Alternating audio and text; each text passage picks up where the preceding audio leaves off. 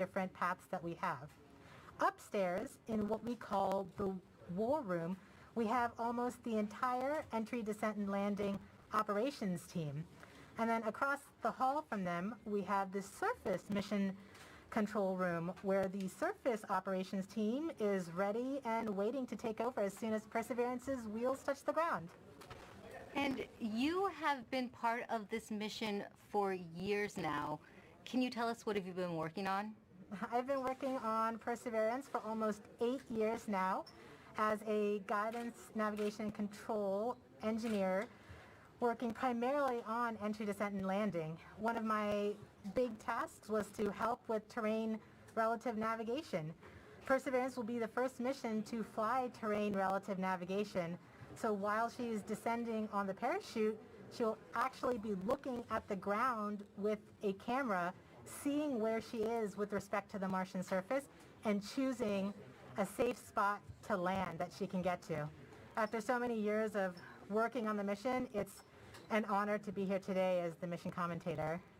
We're happy to have you here. Thanks, Swati. We'll be checking back in with you in just a few minutes as Perseverance approaches its next milestone. Sounds good. But for now, let's learn more about the rover's mission once it lands on Mars. You know, Mars is the closest place with robotic exploration that we think had a really good chance of having ancient life. The Perseverance rover will land at a location called Jezero Crater. Jezero Crater is a very interesting place. It's a crater that once held a lake. There are a lot of craters on the surface of Mars that could have once hosted ancient lakes, but not every crater that we think had a lake actually preserves evidence that that lake was there. It had an inflow channel and it had an outflow channel. That means it was filled. The crater was filled with water. In Jezero, we have probably one of the most beautifully preserved delta deposits on Mars in that crater. This is a wonderful place to live for microorganisms, and it is also a wonderful place for those microorganisms to be preserved so that we can find them now so many billions of years later. There is no other place on Mars that has the unique combination of a lake setting, a beautifully preserved delta, and the diverse mineralogy that we have in Jezero Crater. So it's truly a special landing site. The major goal of the Perseverance mission is to investigate astrobiology on Mars, and in particular, to address the question of whether life ever existed on Mars. The Perseverance rover starts with a design that's very similar to Curiosity. We've added to it a whole new set of science instruments, and these science instruments were purposefully selected to help us in the search for biosignatures. We're going to be taking microphones with us. For the first time, we're going to have that human sense on another planet. Perseverance carries with her a grand experiment in spacefaring technology, a helicopter, the name of which is now Ingenuity. One of the major upgrades that Perseverance has from Curiosity is that it's able to self-drive for a distance of up to 200 meters per day. As the rover is driving, it's literally building the map of the road it's driving on Mars. Scientists for years have told us that to really unlock the secrets of Mars, we have to bring samples from Mars back to Earth. So what Mars 2020 is going to do is to drill samples, put them in small tubes. We're going to seal it in its own individual tube. We set them on the surface to provide a target for the second two missions, which hopefully will get in development in the next several years and could potentially get the samples back to Earth by 2031. Perseverance is a very, very profound first step in both our understanding of our place in the universe and a stepping stone towards human exploration of Mars.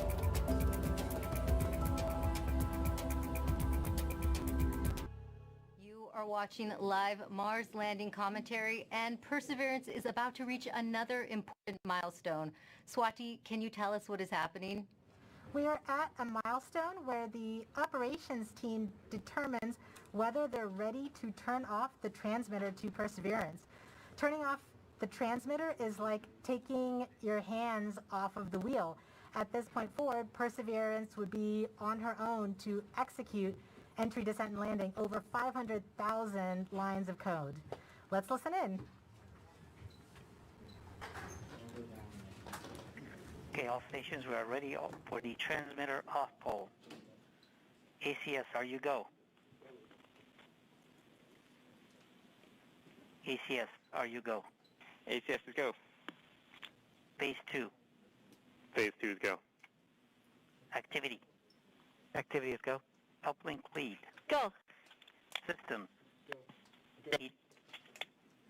EDL com. Go. Telecom 1. Go. Telecom 2. Telecoms go. GDS 1. Go. GDS 2. Go. Fault protection. Go. Power. இப்போ நீ சென்னைக்கு வந்துட்ட. இனிமேல்ட்டு உனக்கு பிடிச்சது எல்லாம் பண்றோம். ஓகேவா? நம்ம ஜோஸ் கிச்சன் ஆரம்பிக்கலாம். யோசிக்காத, பாத்துக்கலாம். என்ன சொன்னாங்க bank? Go. ACE. Go. Launch cruise phase lead. Go. Deputy mission. Go. EDL phase lead. Go. Mission assurance.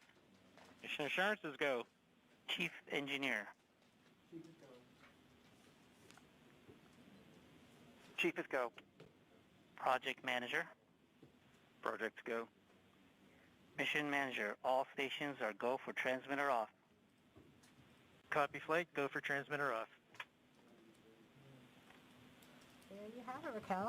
We have deemed Perseverance ready to execute entry, descent, and landing on her own. Thank you, Swati. As we just heard, Perseverance is now operating on its own as it cruises closer to Mars. To help explain what this mission means for the agency is NASA's Associate Administrator, Thomas Zurbuchen. Thomas, this is our 5th rover sent to Mars since 1997. Can you tell us how Perseverance is going to kickstart a new era? Wow, this is such an important day today, and it really is the beginning of a new era in a sense that we're going from exploration, kind of with experiments on rovers, looking around, doing analysis, to the sample return phase in which we're not only looking around, looking at the geology, but really turning our rover into a robotic geologist and astrobiologist, collecting samples that we will bring back to Earth. And for us, of course, those are where the best laboratories are of all of humanity. Some of them still remain to be explored by some that are not yet in the science community yet. And that's what we're looking forward to. It's that new phase. The other element that I want to talk about is the amazing technologies that are there. And of course, one of my favorites is the Ingenuity helicopter, this in search of this extraterrestrial Wright brothers moment, you know, controlled flight for the first time elsewhere, Raquel. Great. And we have a student question on video for you from Macy. Hi, my name is Macy Ragsdale. My question is anything alive on Mars? Thank you. Well, Macy, I'm so glad for your question. That's a question I ask myself. Is anything alive there? And frankly, at the surface where we're going right now with Perseverance, we do not believe there's anything alive right there because of the radiation that's there. It's chilling cold and there's really no water there. But guess what? We think that 3 billion years ago, this looked like a stream that you may see on Earth. And frankly, a lot more similar than Earth, with water with a magnetic field, just like the Earth with an atmosphere. And the question is, at that time, 3 billion years ago, were there single-cell organisms, just of the type that developed on Earth? So is there life on Mars overall? We don't know, but where we're going right now, we're really looking for ancient life, and that's what we're so excited about. Thank you for your time today, Thomas. And thanks to everyone who has been using the hashtag Countdown to Mars. Here are some of the photos that you've sent in so far. Let's take a look. Now, please keep sharing with us how you are watching this moment today.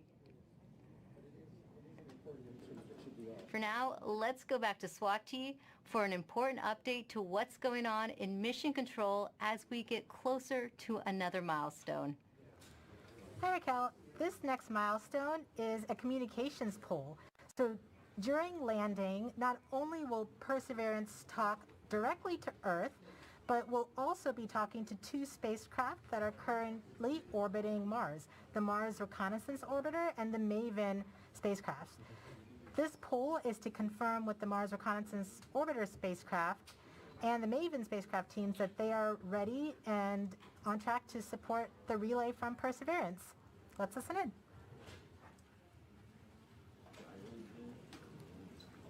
Maggie?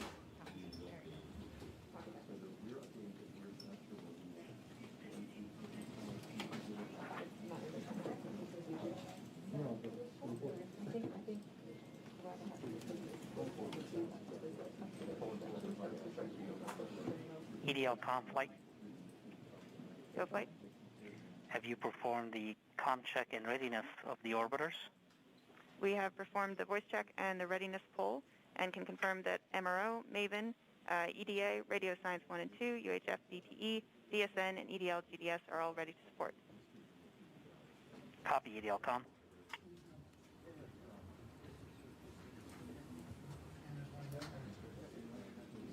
So we've just heard that we have confirmation from each of the different orbiters and all of their support equipment on the ground that they are ready and are on track to support the relay from Perseverance.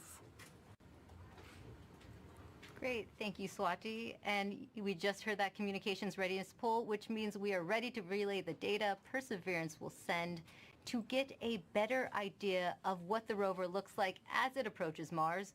We have a NASA program called EYES. The visualization lets anyone watching track Perseverance. Here's how the program works.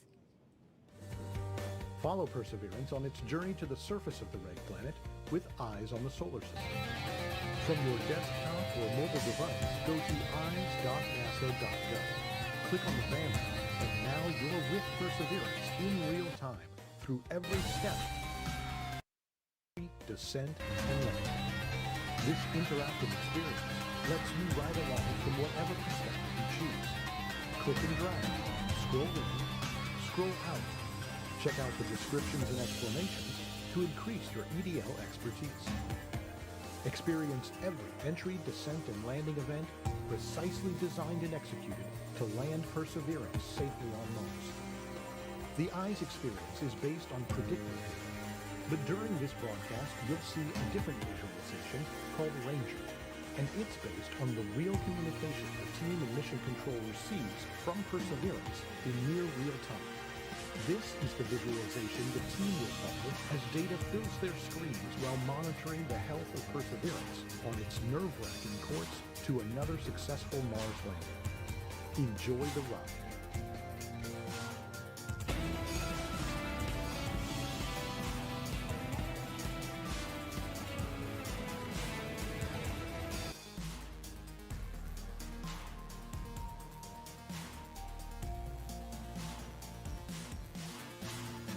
You are watching live Mars landing commentary. Stepping outside Mission Control to talk to us is Perseverance system engineer, Matt Smith. Thanks for joining us today, Matt. Hey, Raquel. Well, coming from Mission Control, we are going to hear terms related to landing. Can you help us understand what some of them mean? Sure, definitely. One thing you'll hear a lot about is telemetry. So telemetry is just our way of talking about data that's coming from the spacecraft and telling us important things like temperatures on the vehicle, pressure, how much fuel we have left, and other things that we need to understand for the health and safety of the vehicle. You'll also hear the word nominal, hopefully. Nominal means everything is expected, everything is okay, we're good to go. You'll hear also a lot about velocity and deceleration. So velocity is just our speed combined with the direction we're going, and deceleration is our slowing velocity. So we're coming in at over 12,000 miles per hour, and we're going to slow down to a nice, comfortable 2 miles per hour at landing, and that's our deceleration. Speaking of landing, you may hear a couple important terms at landing itself. One is RIMU stable. So the RIMU is a device on the rover that measures the rover's orientation and whether it's moving. So we want a nice, stable landing spot without any motion. You'll also hear UHF stable, hopefully. UHF stable refers to good telecommunications link with the rover and indicates that we've had a good separation between the descent stage and the rover after the sky crane maneuver. Finally, you may also hear Tango Delta nominal or touchdown nominal. that means we've touched down on the surface of Mars within the expected range of safe landing speeds. Thanks for that breakdown. Now, this is your first Mars mission. What have you learned from this experience?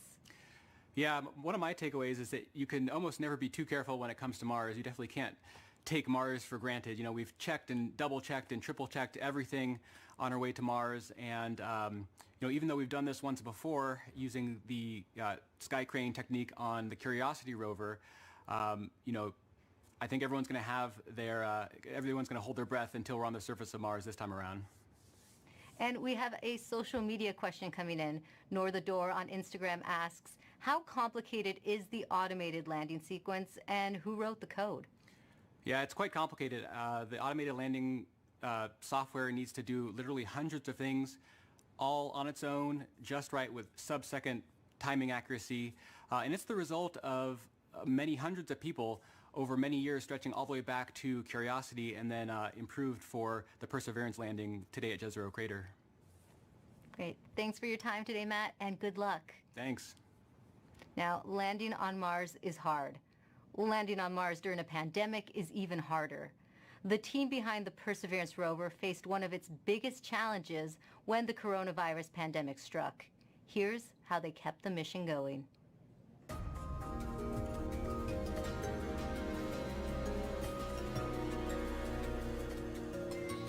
When the pandemic struck, the future was certainly unknown. It was like walking into a blind dark alley. You didn't know what was there, what was in front of you, what you were going to have to deal with. It's something that nobody expected. It's something nobody could plan for. We all were asked to start working from home. Rather than your first priority being mission success and getting to the launch pad, your first priority immediately gets displaced, and it's now the safety of the people. And it took a lot of work to put stuff together in order to keep momentum going, to keep people working safely, keep them healthy, and to keep the project on schedule. We called the effort Mars 2020 Safe at Work, and the objective was to keep the team as safe or safer than they would be if they were not working. You know, putting a spacecraft together that's going to Mars and not making a mistake, it's hard no matter what. Trying to do it during the middle of the pandemic, it's a lot harder. And liftoff. As the countdown to Mars continues, the perseverance of humanity launching the next generation of robotic explorers to the Red Planet. Certainly everything in life is a negotiation. When you cross the street is a negotiation. Getting your coffee at Starbucks is a negotiation. You're probably in 3 to 7 negotiations every single day.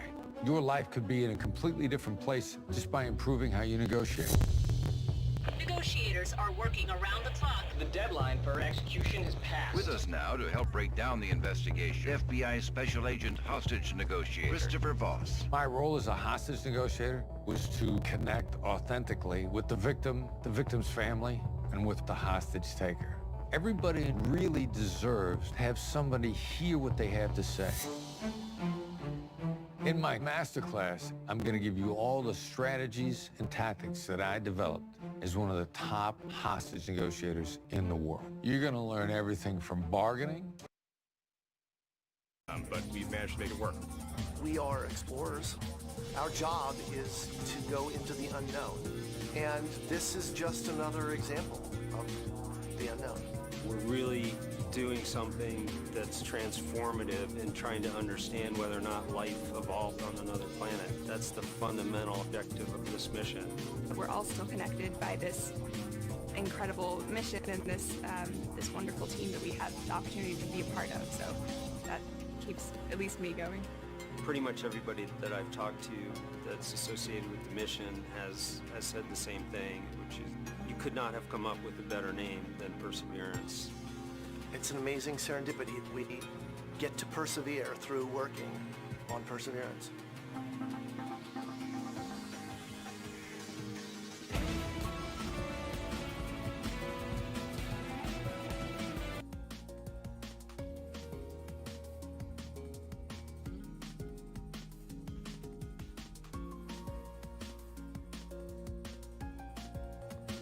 Joining us now is Perseverance Deputy Project Manager Matt Wallace.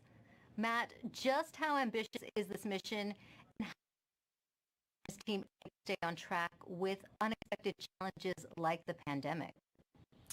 Well, it's a very ambitious mission. You know, we're carrying not only a host of new, extremely capable science instruments to do that science mission that we've talked about, but also a number of technology experiments to provide feed-forward information into the next set of robotic explorers or even human exploration of Mars. So there's a lot for us to do. We look a lot like Curiosity, but in fact we're carrying 50% more payload down to the surface of Mars, and so it's been a big challenge. You know, and it was particularly challenging when the pandemic struck. It came at a critical time in our processing. We were just months away from launching. We're trying to essentially get the spacecraft assembled, do the final tests. We did not have a lot of margin in our schedule, and our focus just entirely shifted from that to keeping the team safe and keeping their families safe. And we had to do that quickly. We had to make the adjustment quickly. I think, you know, we got through it with a lot of help. A lot of people stepped up to make it happen. The team was tenacious, and we managed to get it launched and fly it to Mars. You know, thanks to a lot of help. And Matt, just how large is the team that worked on Perseverance? It's a big team. A couple thousand people here just at JPL, in fact, have worked on the mission. And then almost every other NASA center has contributed in some significant and critical way as well. We have over 1,000 industry partners that have provided hardware into this mission from 44 different states, 60 different cities. And of course, we have international contributions from Europe and many other international providers as well. So it's a big team. It's taken a lot of people to get us to where we're at. That is a big team. This is the most difficult landing site ever attempted. Now, why do you think Perseverance is ready to land in Jezero Crater now? Jezero is tough. I mean, it's scientifically fascinating because it's got a lot of things like craters and you know, rock fields and cliffs and sand dunes and that sort of thing, which are great for the science community. That's exactly the type of features they're looking for to learn more about Mars. But they're all landing hazards for us. And so we've had to add new technology to relevant navigation, which is the ability essentially to divert away from hazards. But we have taken this system through the same types of paces that we have in previous missions. We've used the same techniques, the same best practices for engineering verification, and in many cases we've used the same people. This in fact is my fifth Mars rover mission, and I'm not alone. There's other people on the project in the same situation. So you know, the team has given it everything they've gotten to put it all out there and to make this successful, and I think we're ready. Thanks, Matt, and good luck on your fifth mission. Thank you very much. Well, Jezero Crater is a location on Mars that has intrigued scientists for years. Let's head over to Marina to learn more about the science goals of the mission. That's right, Raquel. Here to explain why we want to go there is Deputy Project Scientist Katie Stack Morgan. Welcome, Katie. Thanks, Marina. Glad to be here. Now, Perseverance is landing on Mars at the Jezero Crater. Why is it that you and the team chose this particular area? Yeah, so scientists believe Jezero Crater is one of the best places on Mars and possibly the entire solar system to look for signs of ancient life. Jezero contained an ancient lake and has within it one of the best preserved ancient delta deposits on the surface of Mars. And deltas form when a river enters a relatively open body of water, like an impact crater, and deposits the sediment that it's carrying into the lake. And we know based on studies of deltas and lakes here on Earth that they're great places to concentrate and preserve organics and support microbial life. We're also excited because Jezero exposes rocks that are between 3.5 to more than 4 billion years old and represent a variety of different geological processes. Now, this might be a tough choice, but what do you think would be the most rewarding scientific discovery that we expect to get from this mission? Yes, hands down, I think the most rewarding discovery I think we could make with Perseverance would be finding a truly compelling ancient biosignature on Mars. The rocks in and around Jezero crater record a period of time when life first arose in the solar system, and we have the opportunity with Perseverance to study the evolution of the planet from a once habitable world likely capable of supporting ancient life to the cold, barren planet we know Mars is today. And why do you think, Katie, it's so important to find out if there really is or was ancient life on Mars? Well, the question of whether there's life beyond Earth is one of the most fundamental and essential questions we can ask. And our ability to ask this question and develop the scientific investigations and technology to answer it is one of the things that make us as a species so unique. And based on everything we know about Mars in the past, it absolutely should have been capable of supporting ancient life. So we can find out an answer to the question, where there were habitable environments, was there life? And studying the possible emergence of life on ancient Mars can also help us better understand the conditions that led to life on our own planet. That's so fascinating, Katie. Now we're going to take a question from a student, Vara. Hi, I am Vara, and my question is, why was Mars able to sustain lakes and rivers ages ago, but cannot now? Isn't it cold enough to make water, and isn't it always? Thank you. Yeah, that is such a great question. And one of the things that protects our atmosphere here on Earth and allows liquid water to be stable on our own planet is the fact that we have a magnetic field protecting that atmosphere.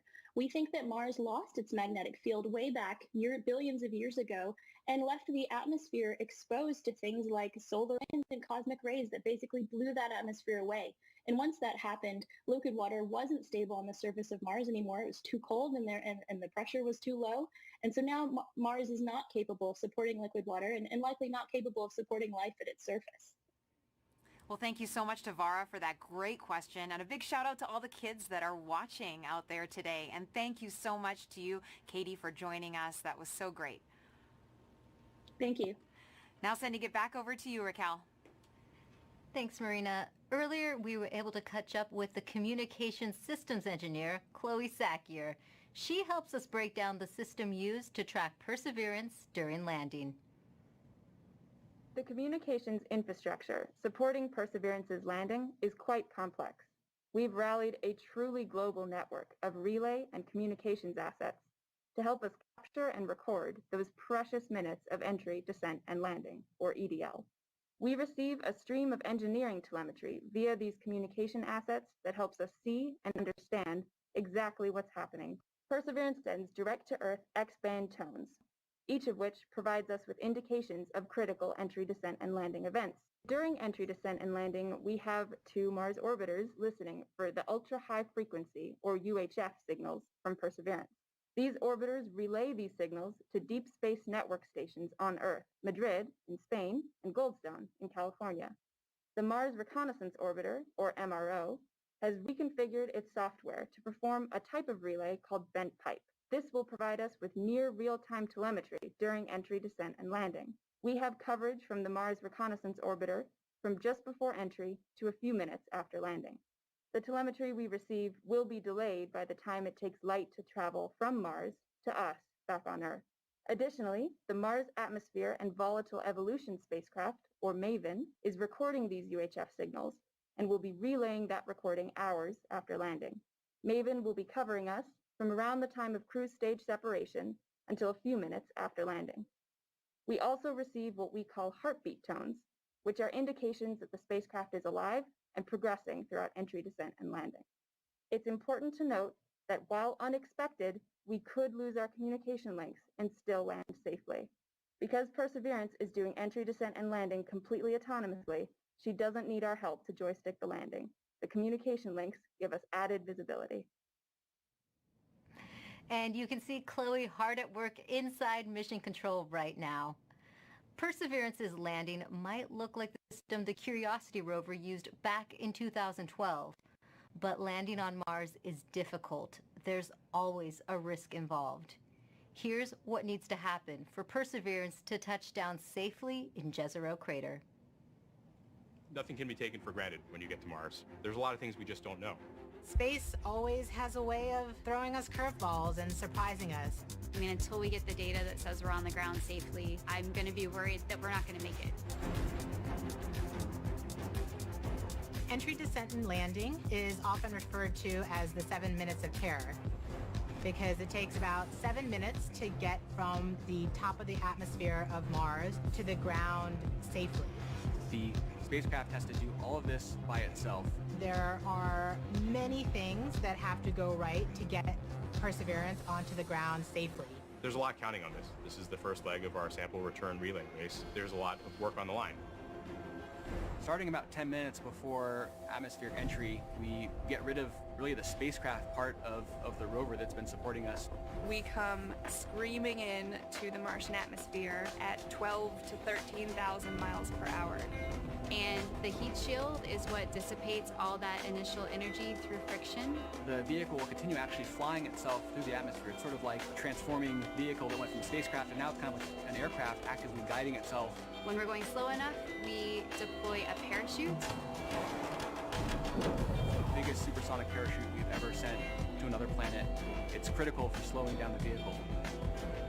Perseverance's entry, descent, and landing borrows heavily from that of Curiosity. But fundamentally, Perseverance is a different rover. The